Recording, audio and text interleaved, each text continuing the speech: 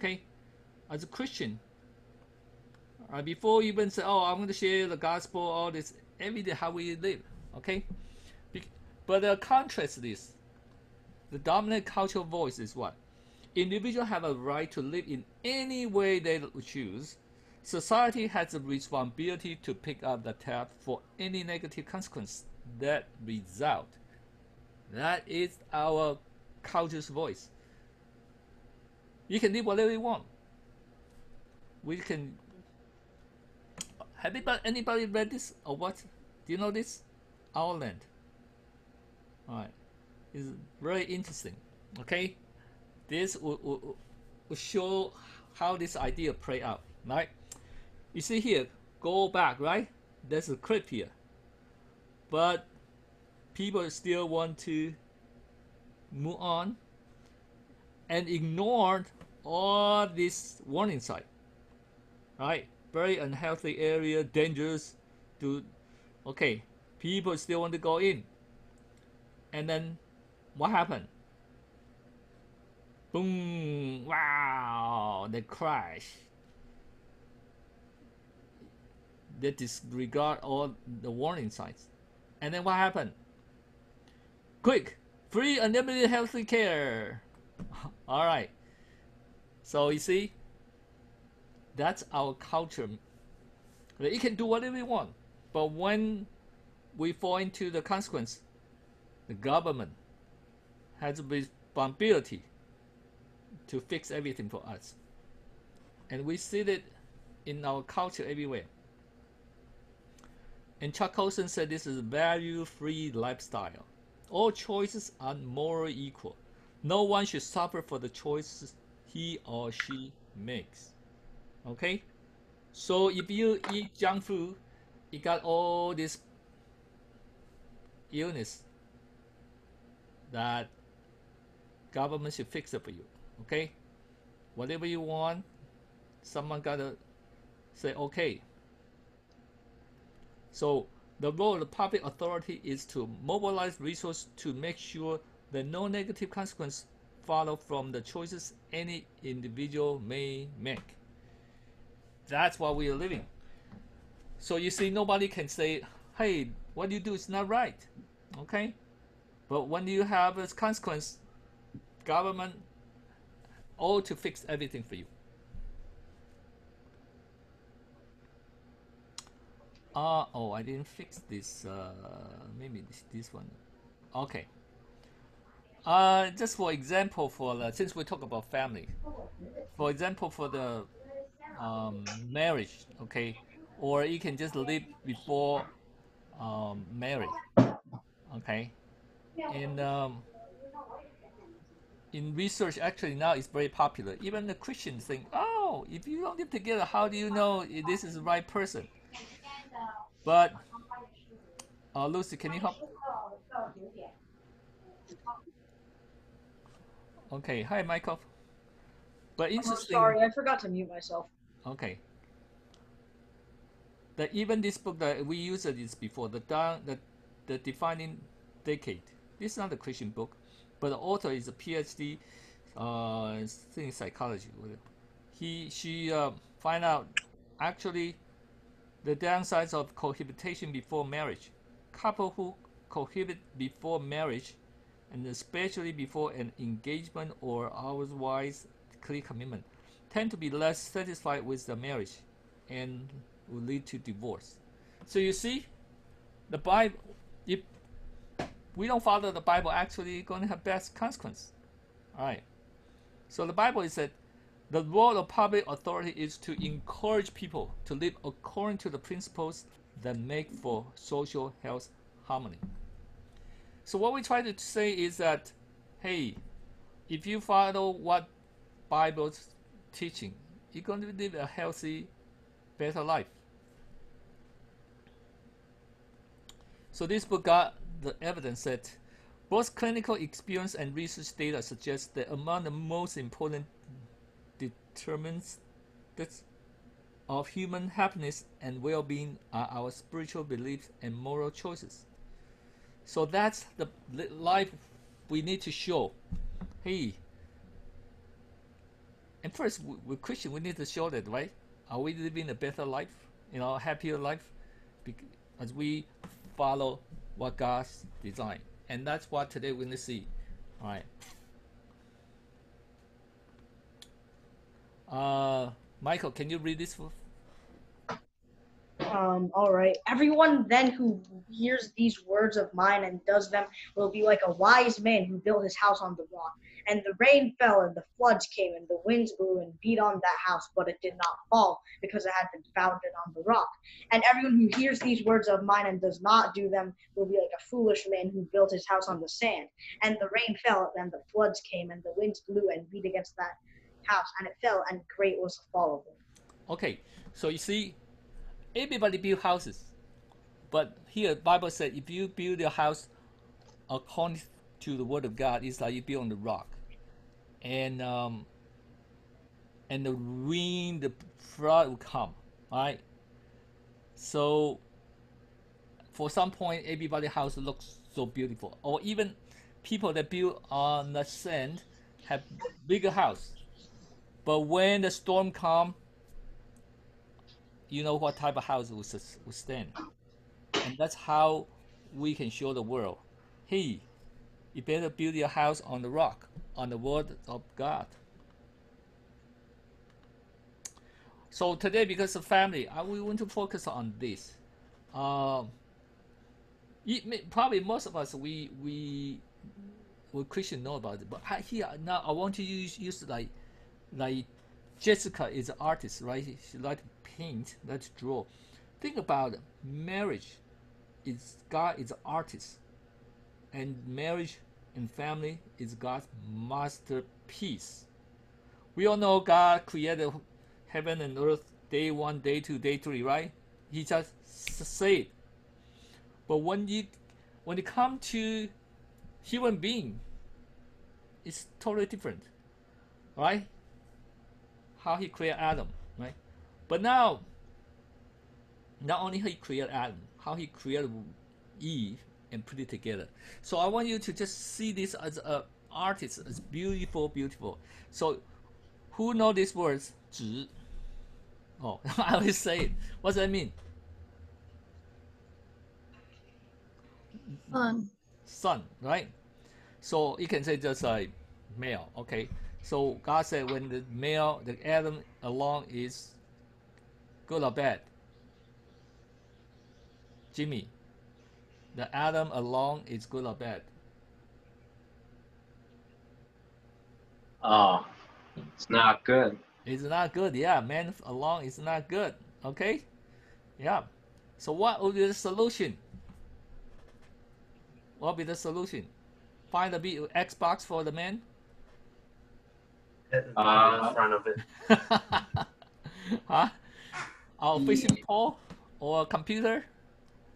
What will be the solution? Man alone is not good. In front of it. A helper. A helper, okay. All right. See? So, that's lady. And interesting, what's these words? Good. Good. 好. Wow. You see, the Chinese know what does that mean, right? Male or male, female, it's good. And that's what exactly God made. And I want you see, look, it's very interesting. How God made Adam? Jimmy, how God made Adam? He took a rib. No, Adam. Dust. Dust. Okay, and God breathed into it, right? But instantly, how God made Eve? He doesn't. From man. Okay, why don't you read this? So the Lord God caused a deep sleep to fall upon the man, and while he slept, took one of his ribs and closed up its place with flesh.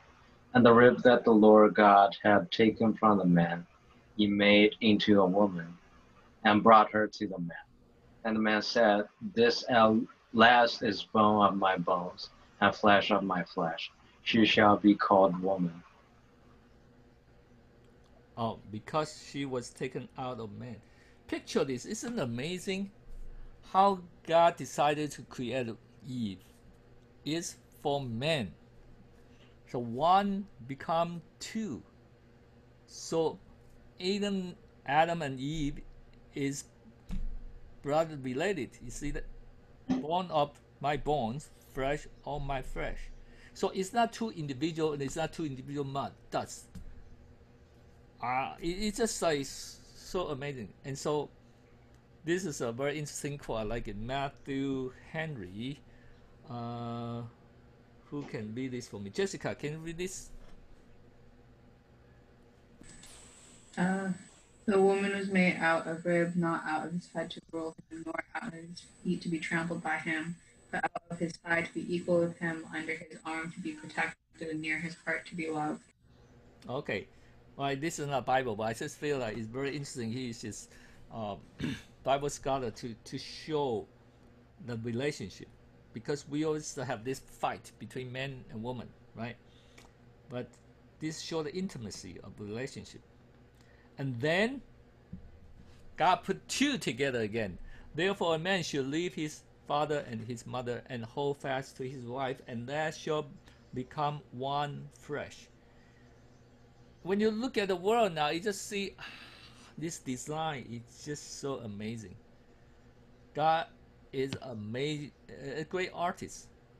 So family, marriage is not just a random social construct.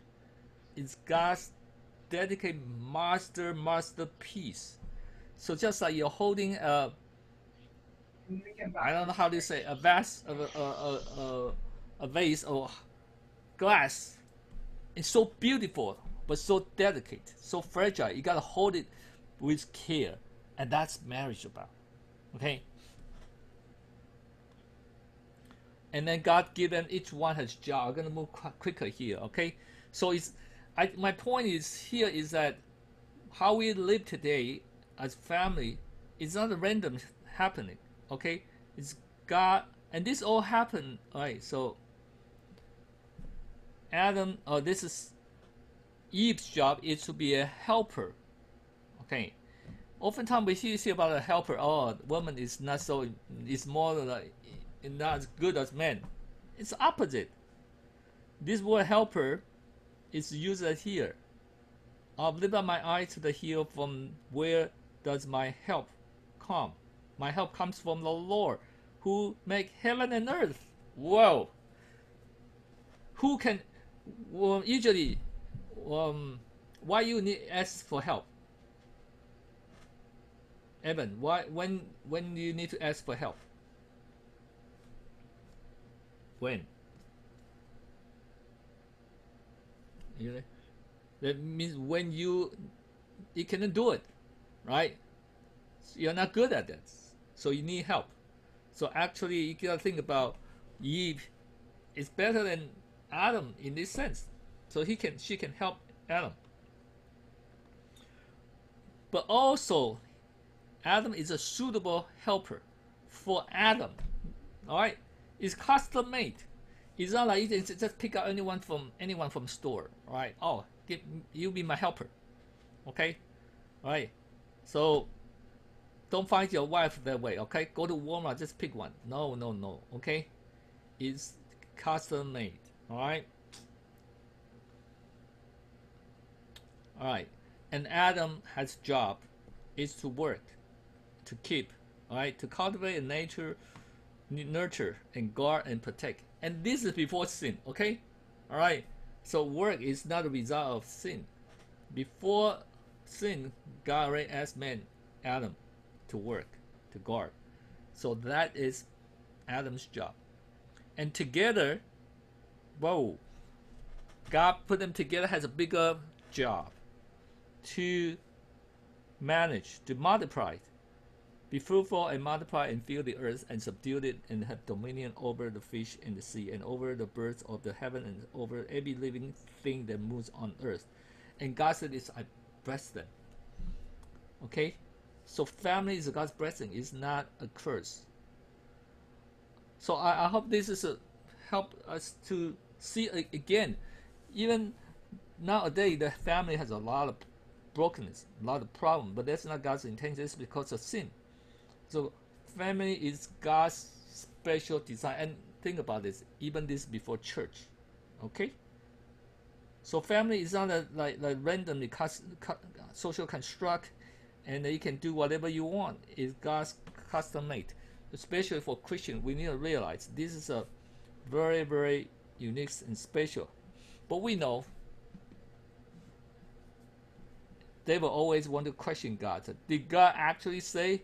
Did God actually say you gotta have a man and woman to the family? Did God actually say you need to be fruitful and multiply? Did God say you need to be a wife, need to be a helper? Everything now we see in the society is totally want to change God's design. So we need to realize, okay, whatever we do to this, to the family, we are broken God's masterpiece. So Jessica, you spend the whole time to do the painting. If someone spit on water on it, that is a great insult to you, right? And then so we gotta realize the attack on all this design is direct attack God.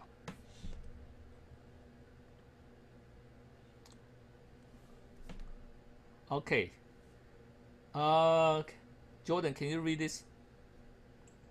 Yeah, we disrupt the Western prescribed nuclear family structure requirement by supporting each other as extended families in villages that collectively care for one another, especially our children, to the degree that mothers, parents, and children are comfortable. Okay, do you know which organizations believe this way? Black Lives Matter. Yeah. Yeah. So now you know. They want to disrupt the Western prescribed. So this is representative for our culture. They think they call nuclear family means God's design with mother, woman, mother and father and family. That's called nuclear family. They want to disrupt that. Wow. That's direct attacking God. We don't want the way you design. All right. So they want to have any consequence, any type of family. Oh. And just support it. Okay. And that's why we see this our challenge today. Okay. And by doing this, I googled it. Even I was shocked to see how the Wikipedia to define a nuclear family. Okay, why we call it a nuclear family? Do you understand what's a nuclear family? Father, mother, and children. And why they call it a nuclear family? Because that's what it is. I was always said, why they call it a nuclear family? Actually, that's common because that's just so essential. That's like a nuclear bomb. You know, that was core. They were so essential for the society. But now you look at this Wikipedia. They said the concept narrowly define a nuclear family as a central to stability in modern society that has been promoted by families who are social conservative in the United States and has been challenged as historically and sociologically inadequate to describe the complexity of actual family relationship. Wow, I was shocked to see this. Means that we are holding the people who are holding nuclear family is this social construct is not good. It's like couldn't describe it. That's why we need to fight for the family. Okay. And just look at this, the children's book. Okay, that's for children, right? And how they portray family. You can have two mothers, and how they portray the father, the abusive father. So all this been attacking our family, especially you say the fatherhood is masculine, is all like abusive, authoritative, you know. So I just want to bring this out that if we don't follow the Bible, we not just say we don't follow. We actually people want to against the Bible. We want to purposely want to against what God designed. And this is even on the program on the ABC News that said, I think it's a mistake for this highly educated and capable woman to make the choice to stay home, said law professor and working mom Linda Harrisman. So our society is criticizing our sisters, mothers, who stay home as stay-home mom. It's letting down the team. Alright. So if you say, oh, for a girl say, what do you want to do in the future? I'm going to be a mom. What? Are you going to waste your life? You know, that's the culture thing. But Albert Muller, my principal, my seminary, said no. This woman are not letting down the team. To the contrary, they are holding civilization together, where the civilization begins in the home. And interestingly, you know, the Proverbs 31:10, we talk about this woman, an excellent wife who can find. We translate the excellent, actually in Hebrew word, this is a woman of valor, woman of strength. Okay? So if you look at Proverbs 31, the mother who at home, she's like a CEO. She managed everything. Okay? She doesn't just stay home to watch soap opera. Okay? So sometimes we portray that type of picture and say, oh, you do nothing? You just stay home? No. And that's why civilization started. So I just want to point out that I also want to encourage, right? Sisters, being a mother is God's blessing to us. So liberation is not found by escaping this role, but embracing them and carry out our responsibilities in a manner faithful to God's ideals. Okay. So I pray that many of you are young. In the future, all right, you see how God designed the purpose. What's the purpose, right? A husband and wife come together, they form a family, the core institution of human society, the training ground, in fact, for all other social institutions. Family life is the first school that prepares us to participate in the religious, civic, and political life of society. Actually, I want to even, let's say, if I'm going to run for a governor, I want to run for the president, any one of you, okay? This will be your proposal, all right? Many people, they try to say, hey, elections coming. Oh, how can we make the country better, right? Give you more money, do all what type of way. But as a Christian, you can boldly go out and say, hey, we want to, this is my proposal, okay? All right? You don't need to say, oh, this is from Bible. I just say, this is my proposal. And this works. And indeed, that works better. You see, all the civilization, they don't have kids now. They keep on promoting people out, don't care about the family. And so family broke down. So many people, they don't want to have a family. But they suffer. You know, loneliness is a big problem in our society. You know, like in New York City, 50% of household is single. All right. And so everything is just going to depend on government to provide you everything. But government cannot provide you love. Government cannot provide you family. All they can do is just give you money. All right. And we thought money can solve everything. No. So every Christian parent is called to make the home a ministry. That means educating our children in a biblical worldview and equip them to have an impact on the world. In the long run, this is the best way the Christian can restore and redeem the surrounding culture. All right. And that's why I'm devoting my effort to family. Okay. Because this is the best way for us to restore and redeem the surrounding culture. Lucy, help me watch the time for me, okay? I cannot keep on talking on this. So, what time we started? Maybe I can keep on for 10 more minutes, okay? Then we can stop. Okay. And even interesting. I didn't put English. Even for church, God said if you want to be a church leaders, to know how to manage your household first. So, yeah, family is so important, right? I know when you look for the job, do you need to list out your family situation? Nobody care. But thank God, actually, we do care. I feel in America that still care. At least they will invite your family up on the stage, right? You see, in nomination, the whole family went up. Honestly, I'm from Taiwan. All this official, even we have election, but nobody care. Nobody know how many children they have.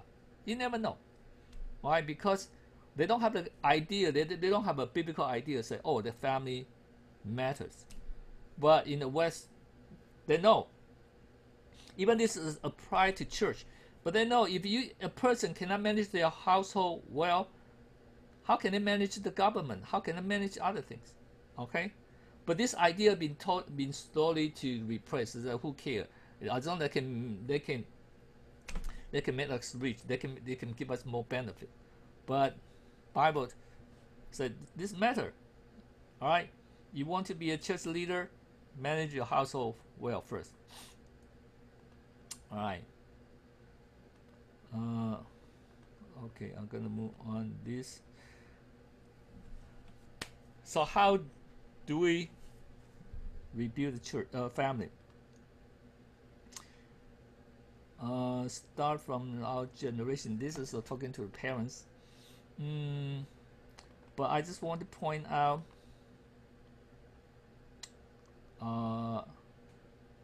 Okay.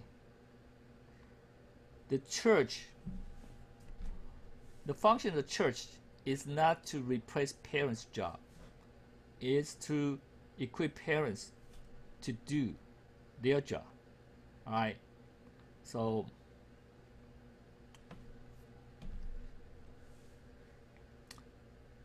maybe this is more for the parents. I want to skip this because most of you. Oh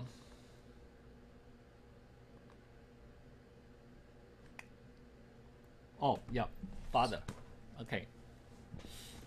Remember we talked about the Bible, the storybook. They always thought put the father in the very very negative view.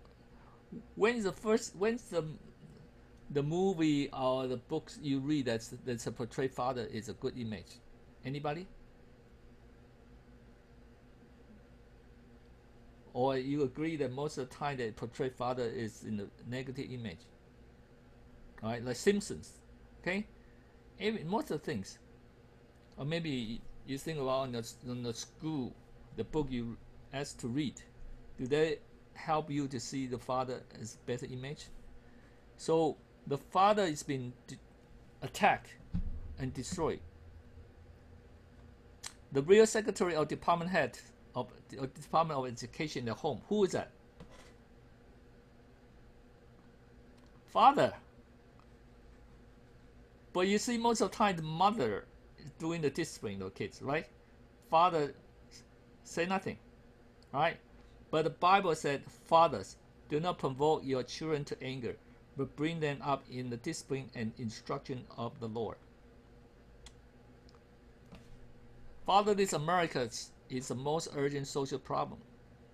And last time we talked about it, the 70% or 74% of the black community has no father, right? That is a big problem. And the church also, okay? 61% of every community were female, only 39. Actually, I feel like even worse. So we need to bring the father back, all right? This book changed me a lot. There's that Steve Farrar, he said, 90% of counseling issues that I ran into came about because a man did not undertake a spiritual leadership role that God has called him to his family. If you agree, think about it. Every issue, most of issue you can point to is fatherhood issue. All right. And because God designed father as a head of household, so that's why he's going to destroy head, then the whole family come down, right? So father's spiritual influence is great. We talk about this, right? If a teenager first come to connect with church, 3.5 will follow. How about the mother come? How many percentage will follow? Anyone to guess? If mother is the first one come to church, what's the chance a whole family will come? 30 something. I don't. I kind of remember it, but don't. 22. Oh, But how about the father? 70s. Only 70? 90s. Oh. 93. Wow. I know quite a few here, your father didn't come to church. And I wish that's why, boys, you have a big job, okay? If you go to church, the whole family, 93% is going to go to church, right? Yeah, just think about among you here, how many your father are leaders of the household, or especially spiritual household, right?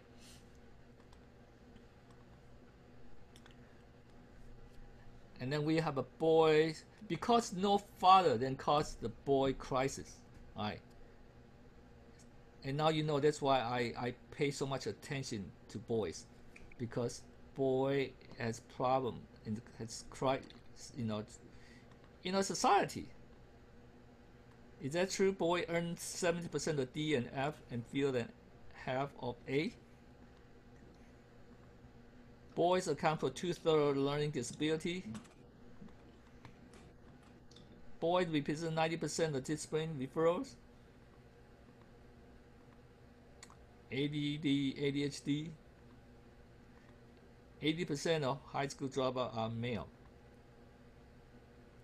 College, only 40% are male now, right?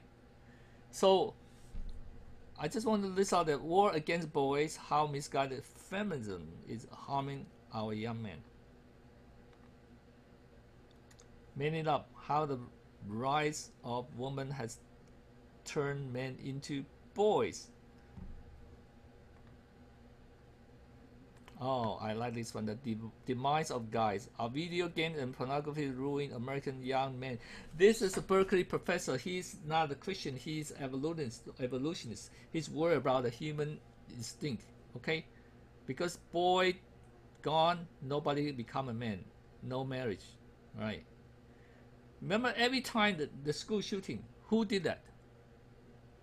The school shooting happened. Who did that? A male. Male and Boys. boy. Why? Have you think about why?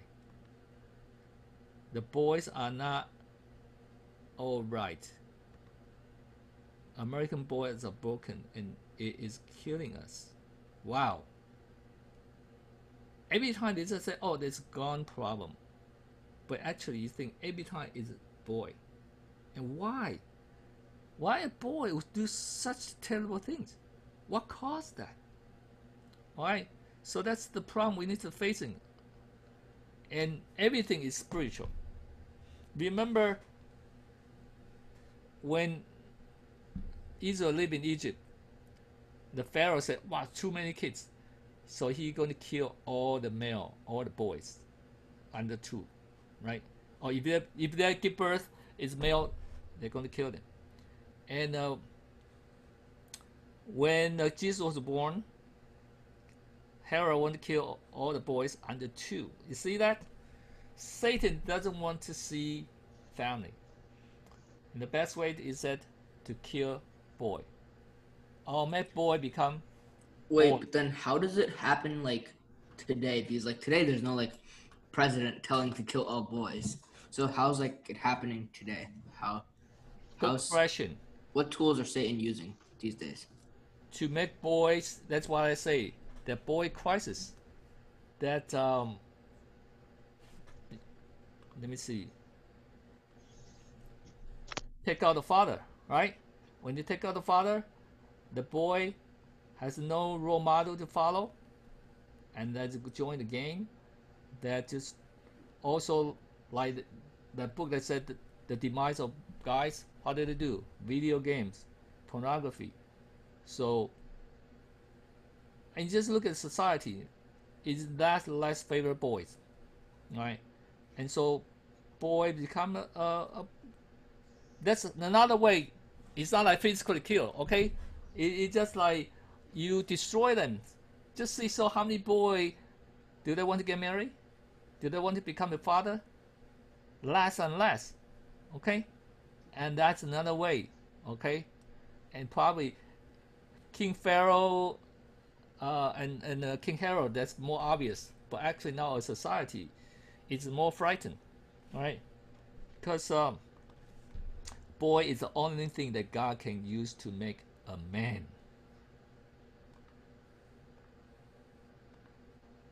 Mother makes boys. How about father? Want to try? Want to guess? Mother makes boy. Father makes what? Anybody? Man. Ah, yes. Okay. All right. So I think the task of father is not to raise children, is to equip child raisers. Okay.